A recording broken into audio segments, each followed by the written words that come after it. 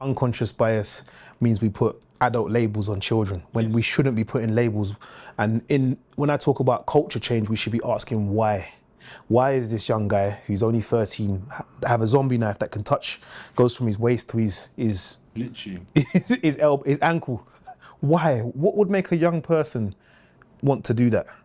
And once you start analysing why, then we can go back to our directory of services, then we can go back to our resources, then we can be a little bit more sympathetic, maybe even empathise. And then we can start saying, okay, we need to approach this one differently. Maybe this young guy needs a mentor.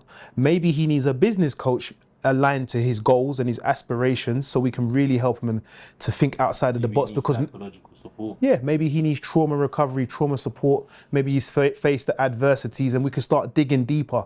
And until we change that culture from our leadership down, we will continue to put people in those boxes, and unconscious bias will be prevalent within our schools. But it can be changed with the right leadership, with the right cultures within our schools, and the right approaches.